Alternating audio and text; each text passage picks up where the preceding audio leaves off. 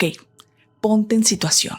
Imagina un lugar del que no se puede salir y que encierran a personas de bajos recursos y los hacen sufrir. No estoy hablando del juego del calamar, hablo de un crimen real que ocurrió en Corea del Sur. Aunque en un inicio este hogar del infierno era descrito como un hogar de ayuda, te contaré cómo fue que este lugar sería tal vez una de las inspiraciones de la serie de El juego del calamar. ¿Por qué tenía una fachada amigable? ¿Cómo descubrieron la realidad? ¿Qué ganaba la gente con hacer todo esto? Te lo cuento todo en este capítulo. Ponte cómodo, ponte cómoda, porque arrancamos con el crimen de hoy. Esto es ¿Qué pasa en Asia? Un espacio dedicado a hablar sobre crímenes y misterios sin resolver del continente asiático. Yo soy Karina, mejor conocida como Karina Fully. Disfruta este viaje auditivo. Comenzamos. Yo soy Karina y muchas gracias por acompañarme en un episodio más de ¿Qué pasa en Asia? Yo llegué a estudiar algunos meses. Yo llegué a estudiar lenguas de señas mexicanas. Digo, lo único valioso que sé es escribir mi nombre, pero creo que podemos utilizarlo para cuando arranque un crimen. La seña de crimen es así, hoy es así. Si tú consumes contenido de Asia de manera regular, seguramente tienes un amor y un sueño por viajar a Corea. No te culpo porque soy yo completamente. Pero, sin duda, este tipo de capítulos y este tipo de episodios nos ayudan a concientizar un poco y a dejar de romantizar un poco el país. Este caso ha marcado un antes y un después y que aún a la fecha se sigue discutiendo sobre los derechos humanos que se violentaron en este caso. Este caso expone la brutalidad de un sistema que operó bajo el pretexto de rehabilitación social, pero que en realidad se convirtió en un infierno para miles de personas. Y solo como recordatorio, estaré sacando episodios cada 2 semanas para hacerlos de una manera más larga, con mayor detalle y que pueda durar más el episodio. Al momento de llegar al episodio 100 será un episodio especial en donde hablaré de un crimen de Asia comparado a ese mismo crimen con algún crimen similar que haya ocurrido en otro país. Si tienen alguna otra sugerencia, los leo en los comentarios. Sin más preámbulo, empecemos. Quiero que tengas en cuenta un poco de contexto de por qué ocurriría un lugar así. Primero, recordemos que hubo 2 eventos muy importantes en Corea del Sur en los años 80. El primero era el evento de los Juegos Asiáticos de 1986 y el segundo, los Juegos Olímpicos de 1988. ¿Por qué es importante estos 2 eventos? Pues bueno, el gobierno de Corea quería tener una imagen limpia con respecto al resto de los territorios que lo irían a visitar. Por lo tanto, harían cierto tipo de medidas para el momento en que llegaran estos juegos a su territorio. Alguna de ellas, que la llegué a platicar en un episodio pasado, era contratar maestros extranjeros que enseñaran inglés y que los coreanos pudieran entender el idioma. Pero otro de ellos buscaban personas que estuvieran en la calle, en específico personas sin hogar y cualquier persona que se le pudiera considerar como indeseable. Y los trasladarían a un lugar que la fachada que tenía el público es que este lugar era como un lugar de rehabilitación social, un lugar donde podrían ser educados, donde podrían tener un techo, comida, donde podrían estar bien.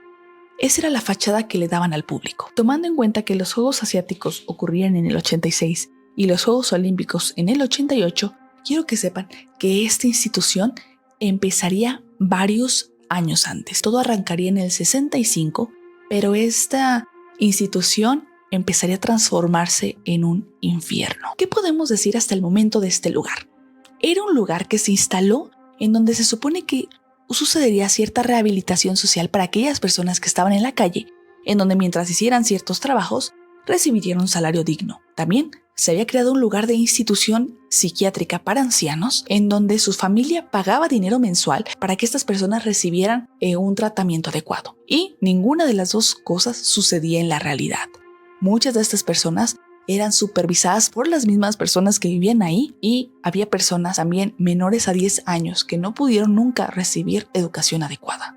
Este lugar era un completo infierno. Realmente se había buscado limpiar las calles de cualquier persona indeseable y a veces privaban de la libertad a personas que Incluso tenían hogar, pero lo harían con el propósito de conseguir la mayor cantidad de dinero posible. ¿Sabes qué es lo más impactante de todo esto? Que aún en un inicio, y a pesar de que es un número bastante fuerte, se pensó que el número de víctimas totales que llegaron a ese hogar del infierno, pero no salieron, fueron 513.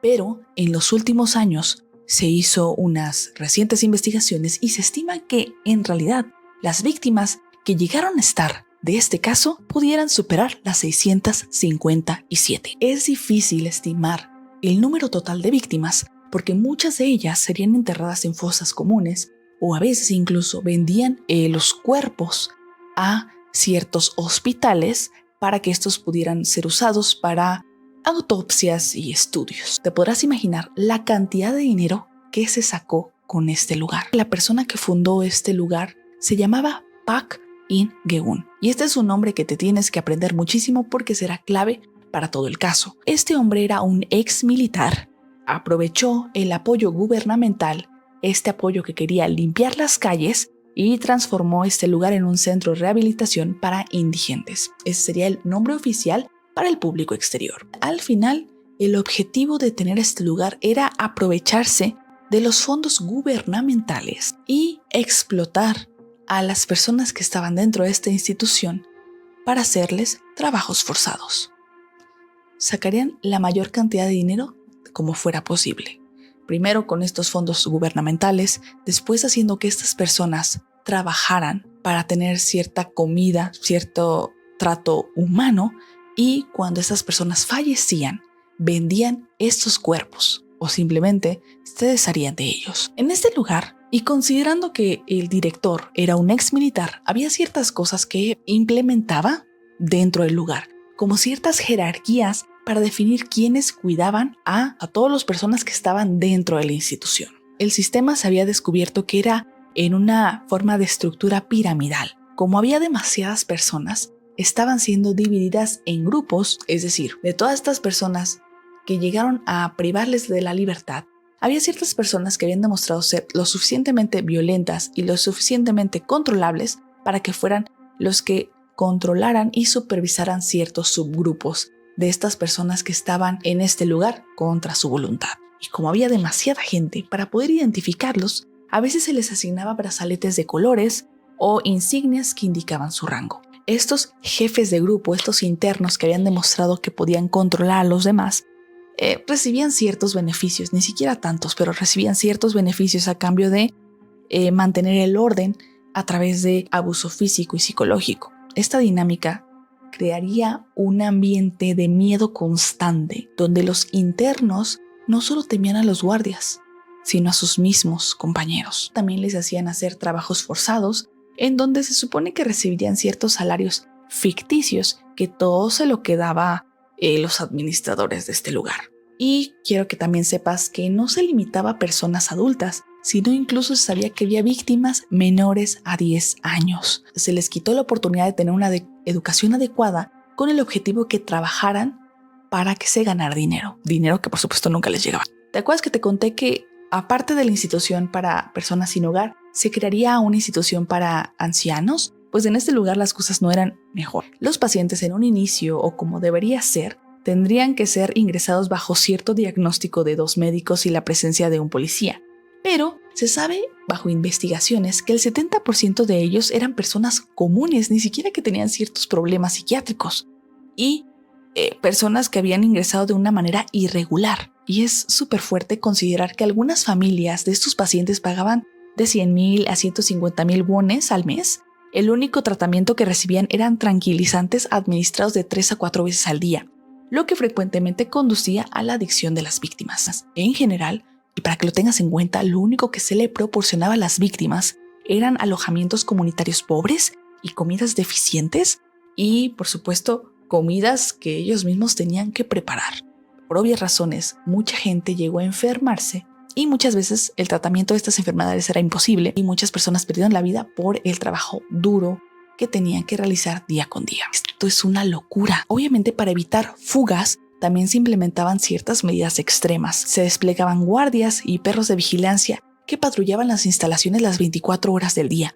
Además, se construyeron cercas de alambres de púas y se instalaron torres de vigilancia en puntos estratégicos. Aquellas personas que intentaran escapar recibirían castigos terribles, lo que por supuesto fomentaba un ambiente de terror en el lugar. Había momentos en los que las personas ya vivían en un constante estado de vigilancia y terror y represión. Para muchos, la única manera de salir de este centro de bienestar de los hermanos era huir con éxito o salir sin vida. Iban pasando los años y había ciertas personas que levantaban sospechas de este lugar que parecía ser perfecto. Pues bueno, para encubrir atrocidades y para mostrar la imagen de la institución, se produjo una película que era carácter propagandístico, en donde mostraban una versión idealizada del lugar y que te mostraré a continuación un poco, donde según la gente era retratada como personas felices y agradecidas. Mientras por supuesto se promovía que el director,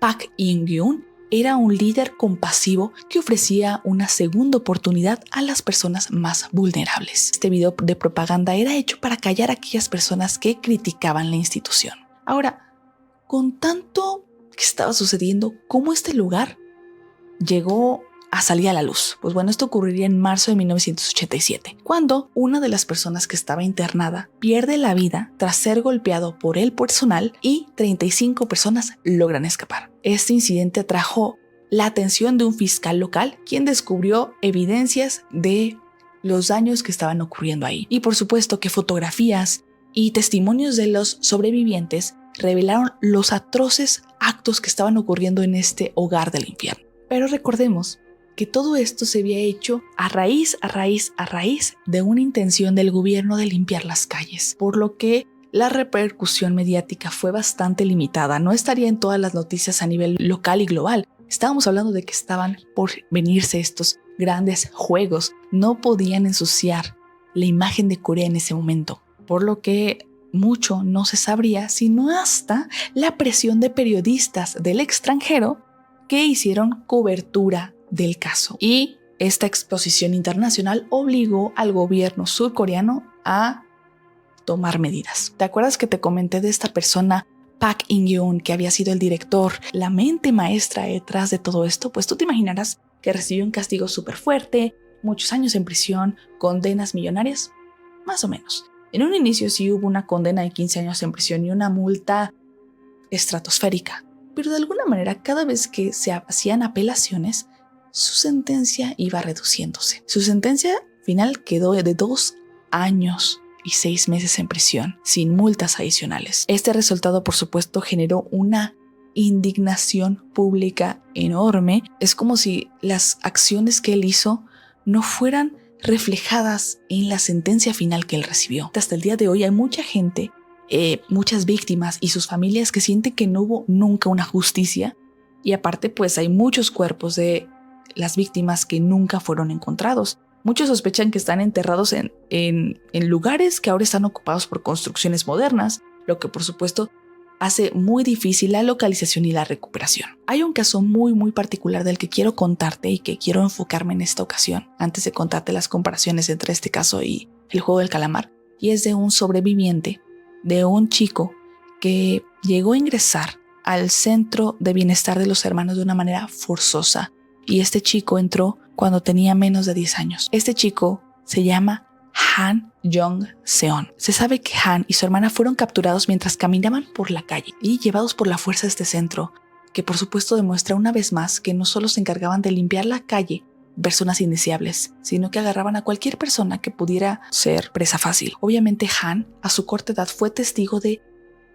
mucho terror que ocurrió dentro y que vio el fallecimiento de muchos de sus compañeros. Él llegó a escribir un libro llamado, obviamente no escrito por él solo, pero sí un libro que se llamó El niño que sobrevivió, donde narra los horrores vividos en ese lugar y donde lucha por justicia. Mucho tiempo, quiero que sepas, este chico trató de hacer más visible este caso, pero mucho tiempo fue silenciado o realmente ignorado, y no es sino hasta años después en el que vieron la gravedad de este caso. De hecho, estos dibujos que ves aquí fueron hechos por Han Jong-seon.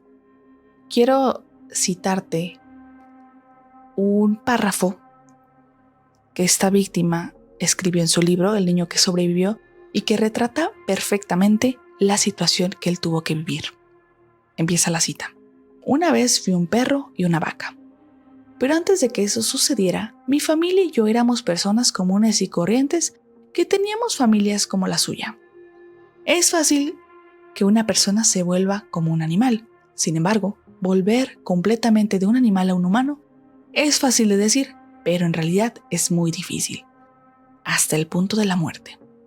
Es difícil para mí en este momento, pero estoy tratando de volver de ser un animal a un ser humano.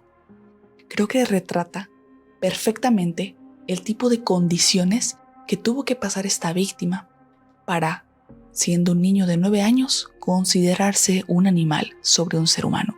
Y es súper triste que hubo un tiempo en el que la gente no lo tomó en cuenta porque tal vez no era relevante, pero después le dieron la relevancia que merece y hasta han intentado que se siga haciendo justicia y que realmente la gente que tiene que pagar por esto lo haga. Solo toma en cuenta que este centro de bienestar de los hermanos estuvo activo de 1975 a 1987.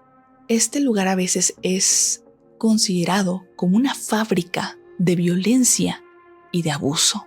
Ya sabiendo este caso tan terrible del centro de bienestar de los hermanos, me gustaría ahora sí decirte por qué hay gente que piensa que se basaron en este caso, al menos un poco de inspiración, para crear el juego del calamar. Te voy a dar ciertas comparaciones. La primera es ese tipo de sistema jerárquico y opresión continua.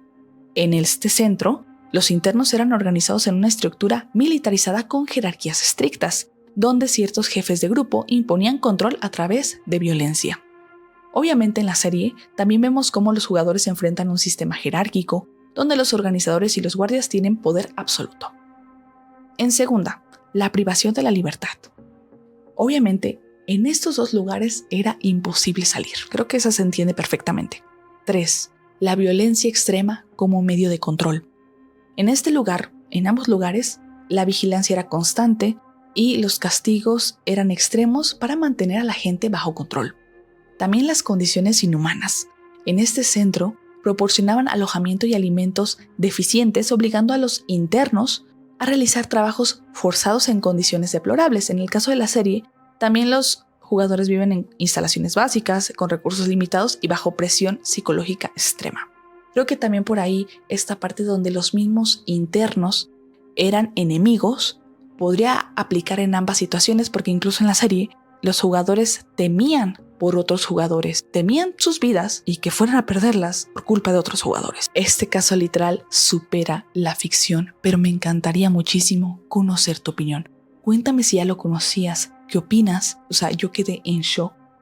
No puedo creer que realmente exista un lugar así. Por todo este tipo de situaciones ha sido considerado también un lugar como el que ocurrió durante la Segunda Guerra Mundial. Hacían esta limpieza de personas. Si tú tienes más información sobre este lugar y que quieras compartirla en los comentarios, te leo y nos escuchamos en el siguiente episodio. Para los que me escuchan en Spotify, que siguen siendo la mayoría, ¡wow! Gracias. Le mando un fuerte saludo a Lu Glows. Feliz año para ti también. A Alejandra, que está extrañando que suba un nuevo episodio. ¡Aquí estoy! A Gigi, que el día en que se publicó el anterior episodio fue en su cumpleaños. ¡Feliz cumpleaños! A Camila R., que sugirió que para el episodio 100 me hicieran preguntas y yo las respondiera. No sé qué tan bueno sería eso, porque la idea de ese podcast es que sea muy atemporal y que sea educativo e informativo. Tal vez al final del episodio pueda hacer ciertas preguntas. Si es que las tienen, déjenlas en el chat de comentarios. Para Sie, un saludo muy fuerte. Para Zoe, para Jackson Fabio, para Mati, para Camila Barrientos, para Katsugi Bakugo. Me encanta tu nombre. Para Mango Fire, que ya te habías tardado, Manguito, en comentar. Para Mikar, para Meli, para Jessie, para Jo, para Mimila, para Hans Version. Gracias porque siempre te veo, Han. Para Alaska, para Caro, para las bolas de Necorín y que le agrada la idea que duren más los videos. Perfecto. Para Ave, para Nailea Olivas, para Gatito 1004, para Kiri, para Daris, para Shitake, para Nicole. Feliz año a ti también. para Shane, para Xochitl Yuridia, para No Tengo Nombre, otro de los que siempre comenta, para Stephanie, para Steffi y ya. Muchas gracias por los comentarios que me dejan. Los leo cada uno de ellos. Me alegraron muchísimo mi fin de año y les deseo a ustedes también un excelente inicio del 2025. Que estos episodios, recuerden, más que el morbo, sea educativo, sea concientizar que en todos lados ocurren peligros. Solamente hay que tener muchísimo cuidado. Si te gustó el episodio, por favor, compártelo a todo el mundo. Y nada, vamos a ver qué va pasando con ese episodio 100. Les mando un fuerte abrazo y gracias por escuchar el crimen de hoy. Yo soy Karina. Chao.